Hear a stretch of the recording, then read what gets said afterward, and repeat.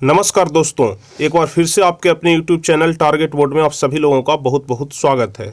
हम लोग इस वीडियो में डिस्कस करेंगे 10वीं क्लास के व्याकरण के बारे में, जिसमें हम आपको आज संज्ञा से संबंधित कुछ वैसे क्वेश्चन बताएंगे जो आपके परीक्षा में बार बार पूछे जाते हैं। यही क्वेश्चन हर एक साल रिपीट किया जाता है, इसी प्रकार का क्वेश्चन पूछा जाता है। तो सारे गेस क्वेश्चन होंगे, टोटल 25 क्वेश्चन हम आपको बताएंगे, 2500 ऑब्जेक्टिव क्वेश्चन होंगे। इसलिए आप लोग पूरे वीडियो को ध्यान से देखिएगा, क्योंकि इसमें हम जितने सारे भी क्वेश्चन बताएंगे सारे क्वेश्चन बीएससी यानी कि बिहार बोर्ड एग्जाम 2021 एग्जाम के लिए बहुत अधिक महत्वपूर्ण होंगे। और हम गारंटी के साथ कहते हैं कि अगर आज का यह वीडियो आप पूरा देख लेंगे तो जीवन में आपसे संज्ञा से संबंधित एक भी क्वेश्चन नहीं छूटेगा, चाहे वह कितना भी हार्ड क्वेश्चन क्यों ना हो। तो चलिए हम वीडियो शुरू करते हैं और आपको बारी बारी से सारे ऑब्जेक्टिव क्वेश्चन का आंसर बताते हैं संज्ञा से संबंधित, जो आपके एग्जाम में हर एक वर्ष पूछे जाते हैं। तो यदि आप लोगों को वीडियो अच्छा लगे तो वीडियो को लाइक जरूर करिएगा, और जो भी स्टूडेंट चैनल पर अभी तक नए हैं तो चैनल को सब्सक्राइब करके बेल आइकन दबा लीजिए, ताकि आगे के भी सभी वीडियो का नोटिफिकेशन आपको मिल सके। तो चलिए सबसे पहला नंबर क्वेश्चन की तरफ हम लोग बढ़ेंगे। पहला नंबर क्वेश्चन हम लोग देखेंगे। क्वेश्चन पूछ रहा है कि मुख्य रूप से संज्ञा के कितने भेद होते हैं। बहुत ही आसान क्वेश्चन है, आप लोग नीचे लाइव चैट में इसका जवाब बताते चलिएगा। एक एक क्वेश्चन का जवाब आप लोग नीचे लाइव चैट में देते चलिएगा। आपको नीचे लाइव चैट का ऑप्शन दिखाई दे रहा होगा, उसमें। चलिए क्वेश्चन पूछ रहा है कि मुख्य रूप से संज्ञा के कितने भेद होते हैं। ऑप्शन है 5, बी है 3, सी है 4 और डी है 7। तो बताइए पहला का कौन सा ऑप्शन सही हो जाएगा। तो सभी लोग जानते होंगे कि संज्ञा के 5 भेद होते हैं। पांचों भेद के बारे में भी हम आपको विस्तार रूप से चैनल पर ही बता चुके हैं, तो आपको वीडियो मिल जाएगा प्लेलिस्ट में, आप लोग देख लीजिएगा। तो संज्ञा कितने भेद होते हैं? 5 भेद होते हैं। चलिए दूसरा नंबर क्वेश्चन हम लोग देखेंगे। बुढ़ापे में इंसान बिल्कुल बच्चा बन जाता है, इस वाक्य में बुढ़ापे कौन सी संज्ञा है। ठीक है, क्वेश्चन पूछ रहा है कि बुढ़ापे में इंसान बिल्कुल बच्चा बन जाता है, इस वाक्य में बुढ़ापे कौन सी संज्ञा है। ऑप्शन है जातिवाचक की, व्यक्तिवाचक की, भाववाचक की, समूहवाचक। तो दूसरा का सी नंबर ऑप्शन सही हो जाएगा, भाववाचक संज्ञा है। बुढ़ापे कौन सी संज्ञा है? भाववाचक संज्ञा। देखिए हम आपको भाववाचक संज्ञा पहचानने का बहुत ही आसान तरीका बता देते हैं। दुनिया में जो भी चीज है जिसे हम लोग सिर्फ अनुभव कर सकते हैं, बल्कि उसे छू नहीं सकते हैं, वह भाववाचक संज्ञा के अंतर्गत आ जाएगा। जैसे एग्जाम्पल से समझिए, यहाँ पर बुढ़ापा का एग्जाम्पल दिया गया है। तो बुढ़ापा को हम सिर्फ अनुभव कर सकते हैं कि वह आदमी बुढ़ापे अवस्था में जा चुका है। ठीक है, वह आदमी बूढ़ा हो चुका है। बुढ़ापे को सिर्फ अनुभव किया जा सकता है। आज तक कोई बुढ़ापे को छुआ है? नहीं छुआ है। तो जिस चीज को नहीं छुआ जा सके, सिर्फ अनुभव किया जा सके, वह भाववाचक संज्ञा के अंतर्गत आएगा। जैसे ईमानदारी हो गया, बेईमानी हो गया। तो ईमानदारी को सिर्फ अनुभव कर सकते हैं कि वह आदमी ईमानदार है, बेईमानी को सिर्फ अनुभव कर सकते हैं कि वह आदमी बेईमान है, उसे छू नहीं सकते हैं। इसलिए जिस चीज को भी अनुभव कर सके वह सारे भाववाचक संज्ञा के अंतर्गत आएंगे। तो हम आशा करते हैं कि आज के बाद से आप लोग भाववाचक संज्ञा को बहुत ही आसानी से समझ जाइएगा। चलिए अगला नंबर क्वेश्चन हम लोग देखेंगे। आजकल भारतीय पहनावे बदल गए हैं, इस वाक्य में पहनावे कौन सी संख्या है, कौन सी संज्ञा है। ठीक है, आजकल भारतीय पहनावे बदल गए हैं, इसमें पहनावा जो है वह कौन सी संज्ञा है। जातिवाचक की, व्यक्तिवाचक की, भाववाचक की, समूहवाचक। तो इसमें भी जो पहनावा है वह भाववाचक संज्ञा है। ठीक है, तीसरा का सी नंबर ऑप्शन सही हो जाएगा। चलिए चौथा नंबर क्वेश्चन देखेंगे। ईमानदारी सर्वोत्तम नीति है, इस वाक्य में ईमानदारी कौन सी संज्ञा है। देखिए अभी हम आपको ऊपर में ईमानदारी का एग्जाम्पल देकर के बताए थे, यहाँ पर क्वेश्चन भी आ गया कि ईमानदारी सर्वोत्तम नीति है, इस वाक्य में ईमानदारी कौन सी संज्ञा है। तो यह ऑप्शन है जातिवाचक, व्यक्तिवाचक, भाववाचक की, समूहवाचक। तो अभी अभी हम आपको ऊपर में बताया कि ईमानदारी भाववाचक संज्ञा है, इसे सिर्फ अनुभव किया जा सकता है, छुआ नहीं जा सकता है। इसलिए चौथा का सी नंबर ऑप्शन सही हो जाएगा। अब चलिए पांचवा नंबर क्वेश्चन देखेंगे। मुझे 2 किलोग्राम छीमी खरीदनी है, इस वाक्य में छीमी कौन सी संज्ञा है। छीमी, छीमी के बारे में आप सभी लोग जानते हैं ना। छीमी जिसको देहात में बोलचाल की भाषा में मटर बोलते हैं, बचपन में तो इसे लोग डेढ़ी भी बोल देते हैं। ठीक है, कि हम जा रहे हैं डेढ़ी तोड़ने के लिए खेत में से। ठीक है, तो मुझे 2 किलोग्राम छीमी खरीदनी है, इसमें छीमी कौन सी संज्ञा है। जातिवाचक, द्रव्यवाचक, भाववाचक, समूहवाचक। देखिए हम आपको बताए थे कि दुनिया में जो भी चीज जिसे नापा या तौला जाए वह द्रव्यवाचक संज्ञा के अंतर्गत आता है। तो चूंकि 2 किलोग्राम छीमी की अब यहाँ पर बात हो रहा है। ठीक है, 2 किलोग्राम छीमी, इस वाक्य में छीमी कौन सी संज्ञा है। ऑप्शन है जातिवाचक की, द्रव्यवाचक की, भाववाचक की, समूहवाचक। तो पांचवा का बी नंबर ऑप्शन सही हो जाएगा। छीमी जो है वह द्रव्यवाचक संज्ञा का उदाहरण हो जाएगा। चलिए छठा नंबर क्वेश्चन हम लोग देखेंगे। सभा में अनेक नेता उपस्थित थे, इस वाक्य में सभा कौन सी संज्ञा है। सभा के बारे में यहाँ पर बात हो रहा है, तो सभा में बहुत सारे लोग उपस्थित रहते हैं, इसलिए यह समूहवाचक संज्ञा का उदाहरण हो जाएगा। तो ये छठा का डी नंबर ऑप्शन सही हो जाएगा। नेता में अनेक सभा उपस्थित है, इसमें सभा समूहवाचक संज्ञा हो जाएगा। चलिए 7वां नंबर क्वेश्चन देखेंगे।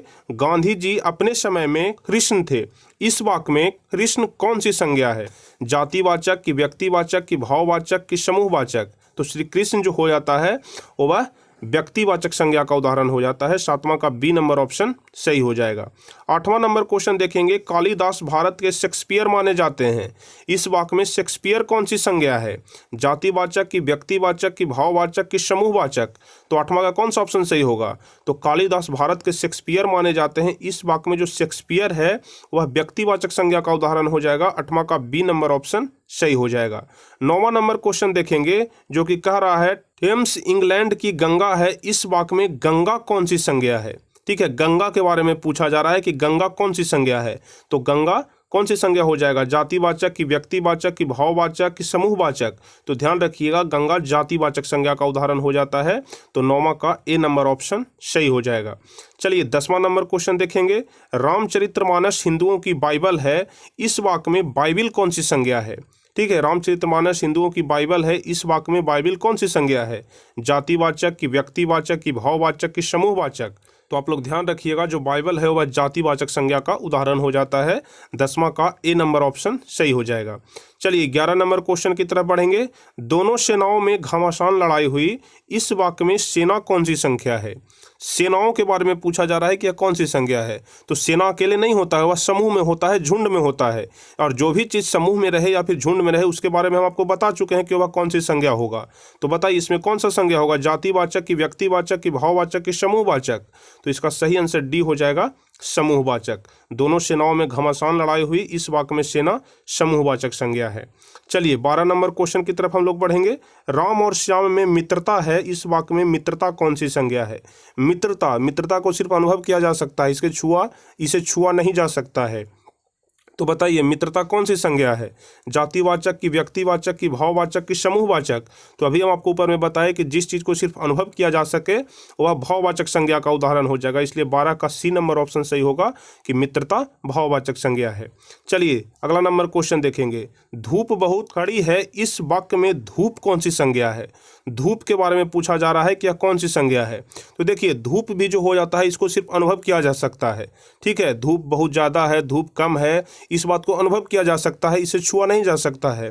तो बताइए धूप कौन सी संज्ञा हो जाएगा। तो इसका भी सी नंबर ऑप्शन सही हो जाएगा, भाववाचक संज्ञा।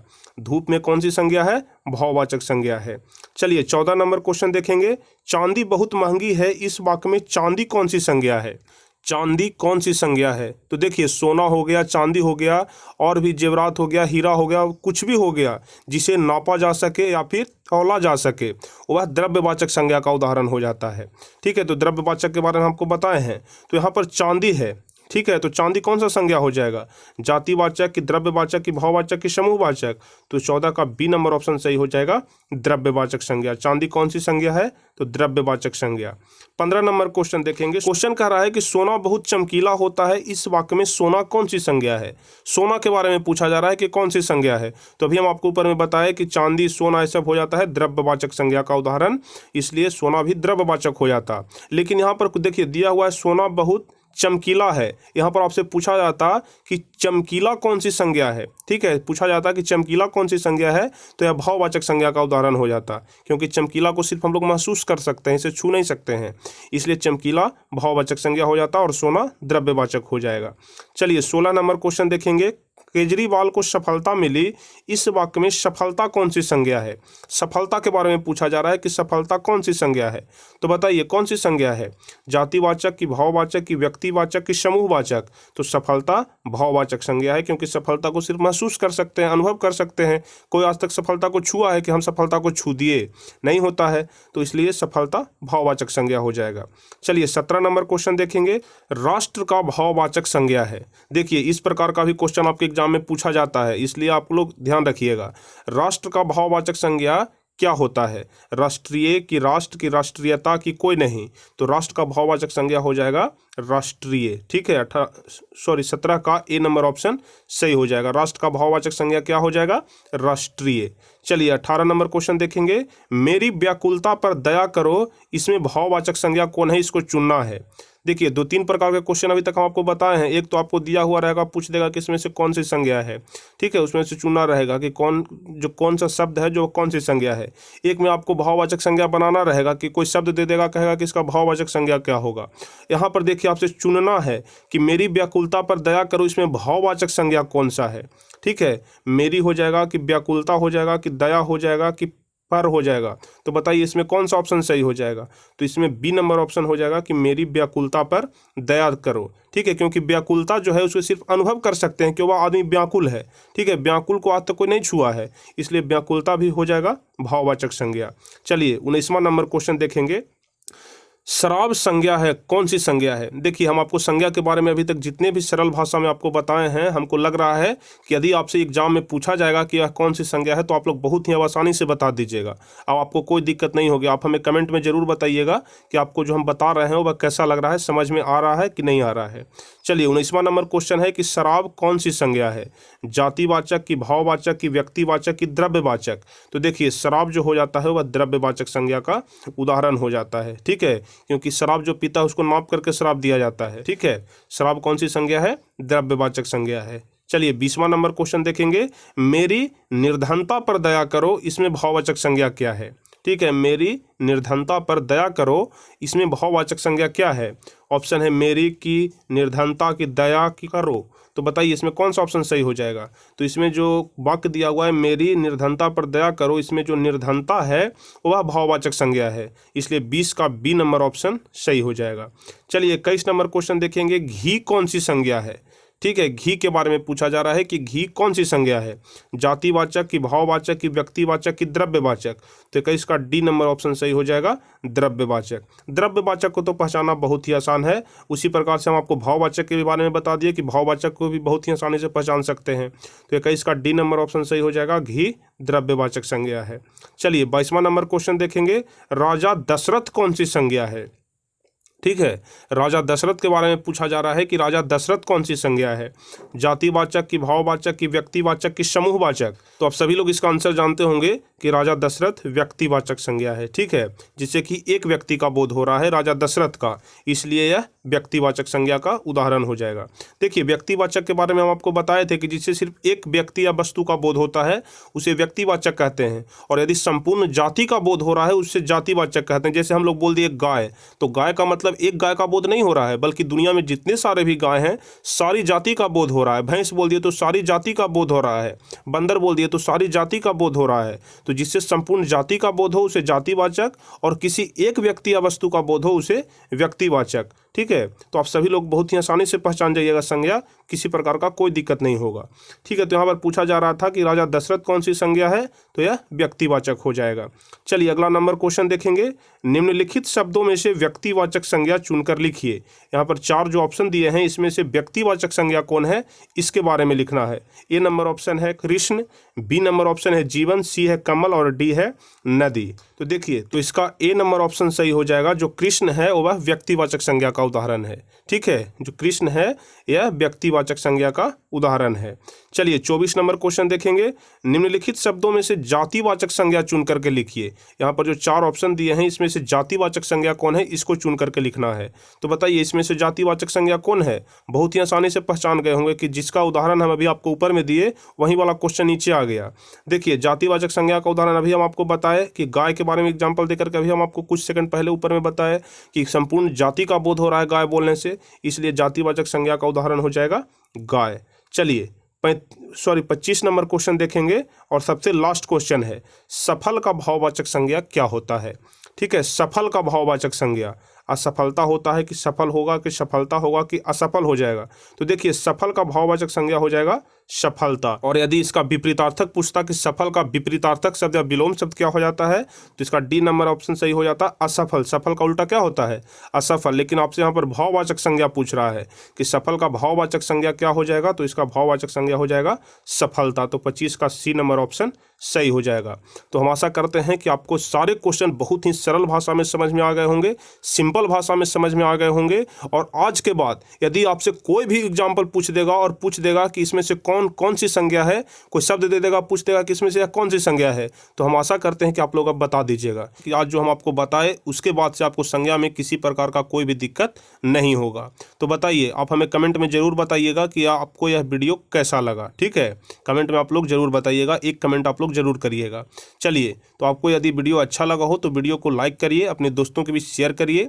और जो भी स्टूडेंट चैनल पर नए हैं, इसी प्रकार के वीडियो पाना चाहते हैं, तो इसी प्रकार के वीडियो के लिए नीचे रेड कलर के बटन को दबा करके चैनल को सब्सक्राइब कर लीजिए और साथ में बेल आइकन दबा करके नोटिफिकेशन को ऑल कर लीजिएगा, ताकि आगे के भी सभी वीडियो का नोटिफिकेशन आपको मिल सके।